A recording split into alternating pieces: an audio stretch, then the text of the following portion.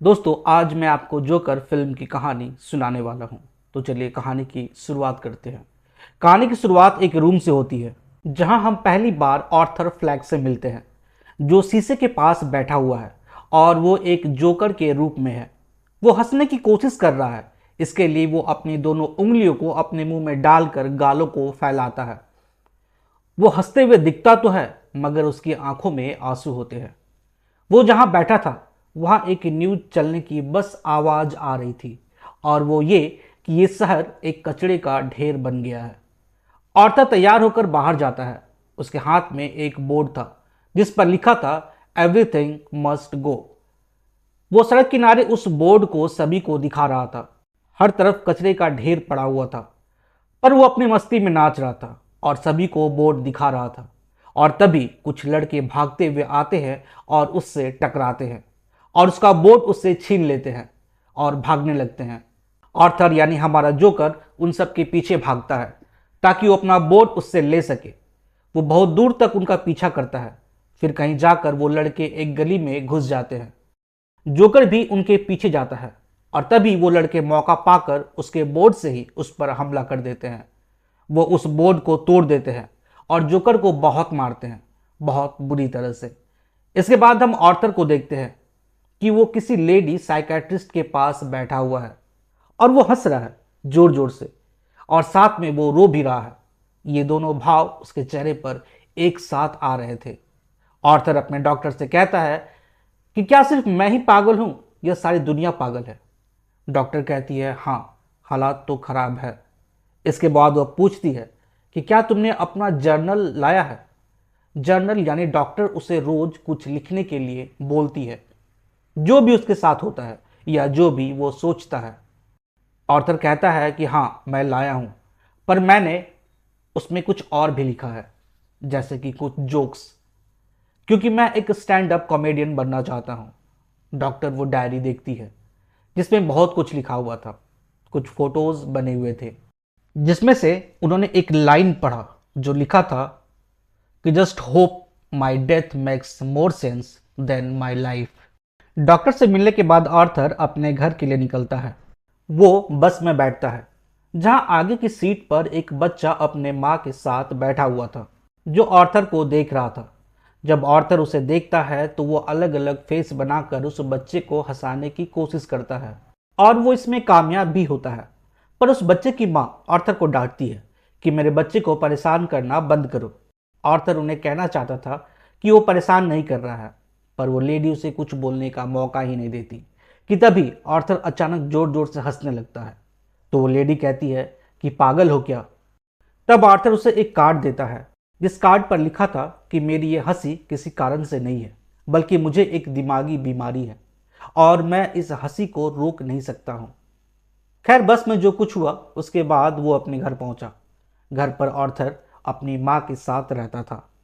वो जाकर अपनी माँ के लिए खाना निकालता है। उसकी माँ अपना काम खुद से नहीं कर पाती थी। जब वो उन्हें खाना देता है तो वो कहती है कि शायद उसे मेरी चिट्ठी नहीं मिली। वो थॉमस वाइन के बारे में बात कर रही थी, जो गौतम शहर का नया मेयर बनने वाला था। उसकी माँ थॉमस वैन के फैमिली के लिए काम किया करती थी। ऑर्थर कहता है कि माँ वो बिजी आदमी है। पर इसके बाद माँ और बेटा दोनों ही एक टीवी शो देखने लगते हैं। जो शो मरे फ्रैंकलिन का था, जो एक स्टैंड अप कॉमेडियन था। आर्थर की माँ और वो खुद इस शो को बहुत पसंद करता था, क्योंकि वो भी एक स्टैंड अप कॉमेडियन बनना चाहता था। एक बार तो वो उसके लाइव शो में गया भी था, जहां पर उसने जोर से चिल्लाया, लव यू मरे। मरी का ध्यान उस पर गया। उसने आर्थर से बात की, और सबसे मजे की बात यह है कि जो लोग वहां उसे सुनने आए थे वो मरे से ज़्यादा आर्थर की बातों से खुश थे। ये बात शायद मरे को अच्छी नहीं लगी थी, पर वो कुछ कर नहीं सकता था, क्योंकि आर्थर की बातें ही कुछ ऐसी थी कि सबका ध्यान अपने तरफ खींच ले। हालांकि मरे उसे स्टेज पर भी बुलाता है और गले से लगाता है।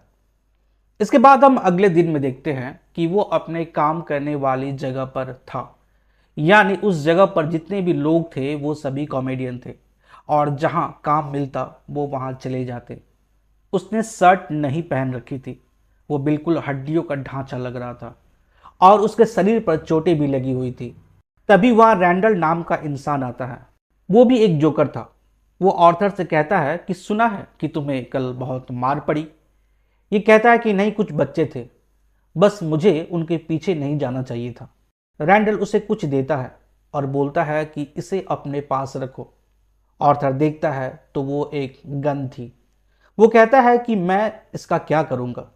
रैंडल कहता है कि अपनी हिफाजत के लिए। मैं तुमसे इसके पैसे नहीं मांग रहा हूं। ये बातें चल ही रही थी कि आर्थर को उसके बॉस का बुलावा आता है। जब ये उनसे मिलने पहुंचा तो उसके बॉस ने कहा कि मुझे तुम्हारी शिकायत मिल रही है। कल तुम जिस शॉप पर थे उसका बोर्ड लेकर भाग गए। इसने कहा कि मेरे ऊपर हमला हुआ था इसलिए, पर उन्होंने कहा कि या तो तुम बोर्ड दो या फिर तुम्हारे सैलरी से पैसे काट लिए जाएंगे। आर्थर हंसते हुए चेहरे से उसे देखता रहता है। शायद वो कुछ कहना चाहता था पर कुछ कह नहीं पाता। वहां से बाहर निकलता है और कचरे के डब्बों को जोर जोर से मारता है, और शायद इसके अलावे वो कुछ और कर भी नहीं सकता था। वो उदास होकर घर जाता है। जब वो लिफ्ट में था तो उसकी मुलाकात एक माँ और उसकी छोटी बेटी से होती है। हालांकि आर्थर कुछ बोलता नहीं, पर वो लेडी उससे बात करने की कोशिश करती है। वो आर्थर की नेबर थी। वो घर में जाता है, अपनी माँ को नहाने में मदद करता है। उसकी माँ फिर एक चिट्ठी का जिक्र करती है जो उसने थॉमस वैन को लिखा था, पर उसका जवाब उसे नहीं आता। आर्थर कहता है कि वो हमारी मदद क्यों करेगा। उसकी माँ पैसों की मदद चाहती थी, पर इसके बाद वो टीवी देखने लगता है और साथ में उस गन को भी। थोड़ी एक्ट करने की कोशिश कर रहा था वो, और इस चक्कर में गोली चल जाती है। उसे शायद उसके नेबर अच्छी लगी। अगले दिन वो दिन भर उसका पीछा किया। वो जहां गई उसके पीछे गया, पर उसने बात नहीं की। और रात को जब वो अपने घर पर था तो लड़की खुद उसके घर पर आई और उससे पूछा कि क्या तुमने आज मेरा पीछा किया। तो उसने कहा कि हाँ। इसने कहा कि मैं एक स्टैंड अप कॉमेडियन हूँ, अगर तुम्हारे पास समय हो तो कभी मेरा शो देखने आना। उसने कहा ठीक है, शो कहाँ पर होगा मुझे बता देना। ये कहकर वो चली जाती है। अगले दिन आर्थर को एक हॉस्पिटल में बच्चों के सामने एक्ट करना था। वो एक्ट कर भी रहा था, पर अचानक से उसके पास से बंदूक गिर जाती है जो रैंडल यानी उसके साथ काम करने वाले एक दोस्त ने दी थी। जो होना था वो तो हो गया। शाम को आर्थर को उसके बॉस का कॉल आता है। पहले तो वो उसे बहुत डांटता है कि बच्चों के सामने तुम गन लेके गए क्यों। सिर्फ इतना ही नहीं, रैंडल जिसने आर्थर को वो गन दी थी, उसने कहा कि आर्थर ने उससे वो गन खरीदा है, जबकि ये झूठ था। आर्थर को काम से निकाल दिया जाता है।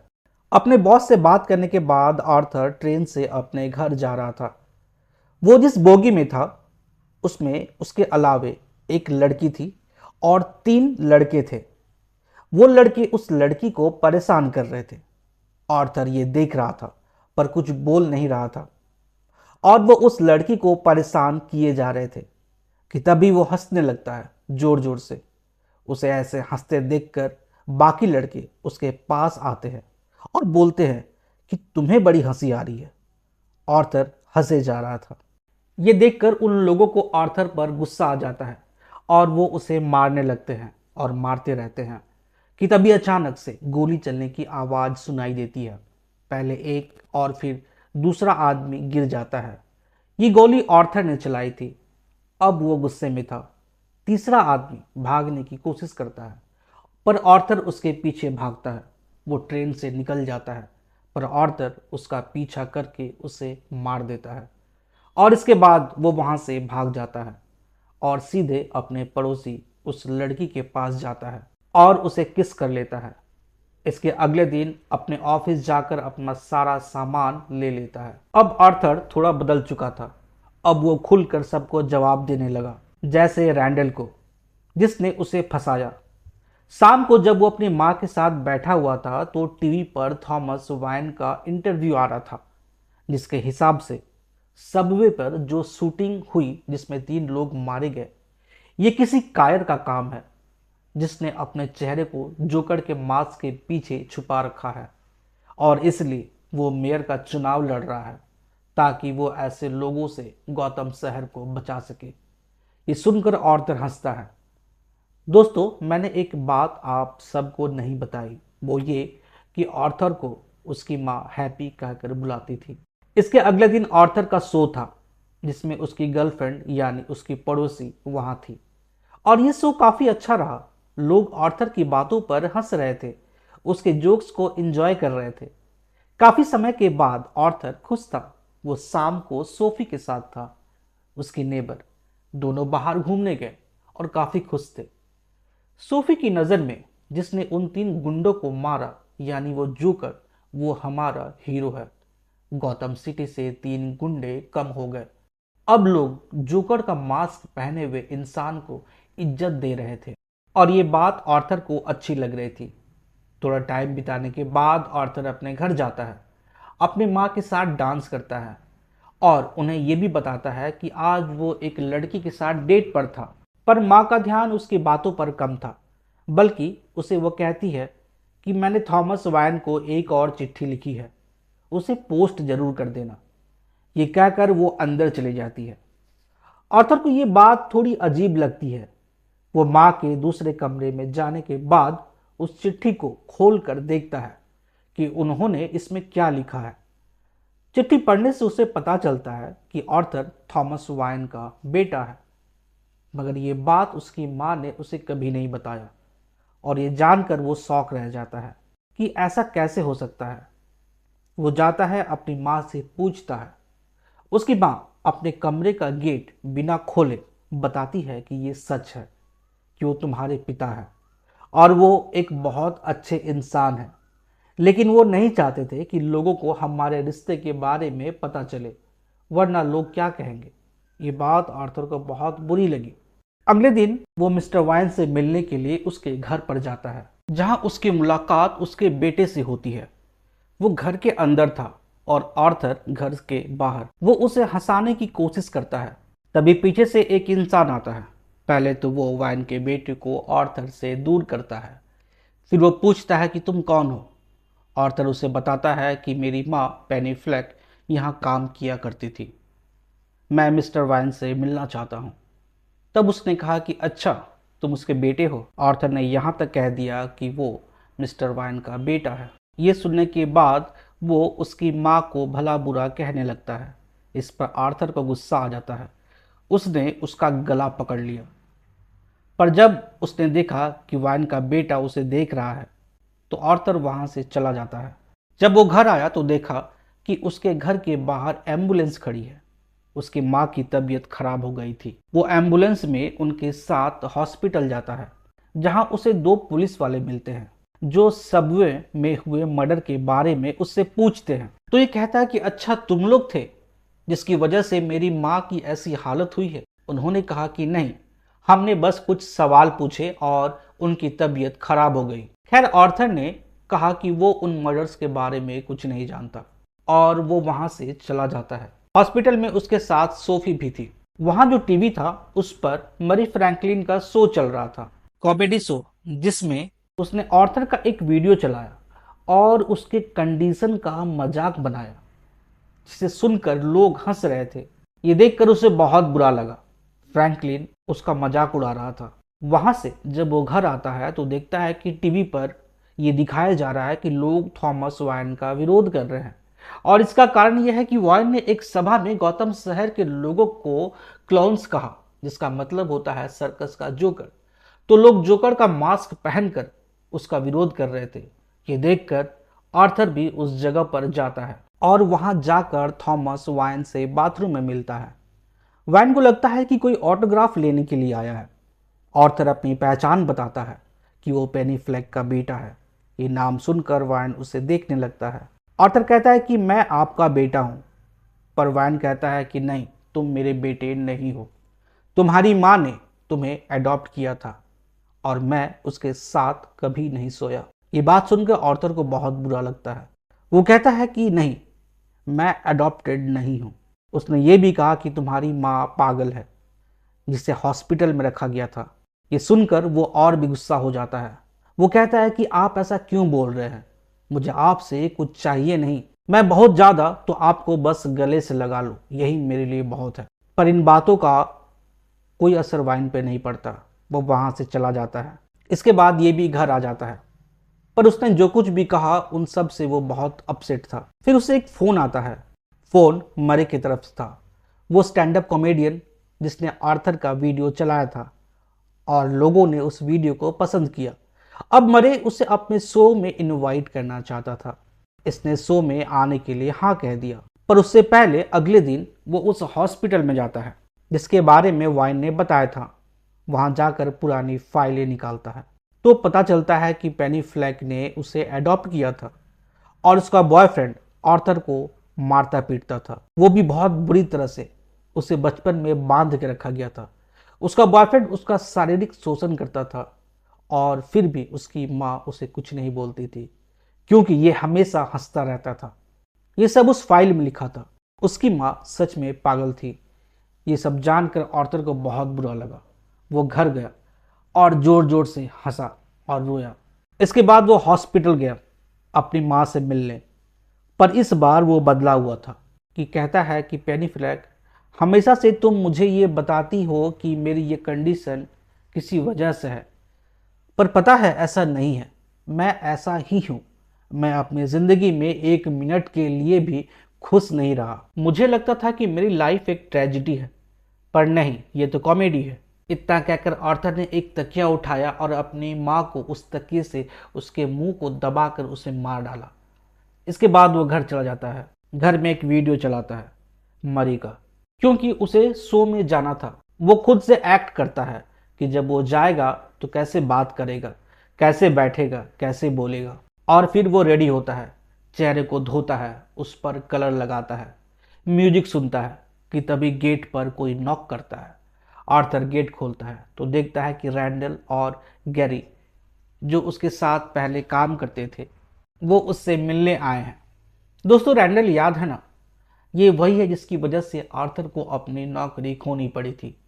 हालांकि आज ये दोनों उसकी माँ के मौत का सुनकर वहां आए थे, पर रैंडल ने तभी कहा कि पुलिस हम सब से पूछताछ कर रही है कि सबवे वाली रात की जिस दिन मर्डर हुआ था। गैरी ने कहा कि मुझे तो इस बारे में नहीं पता।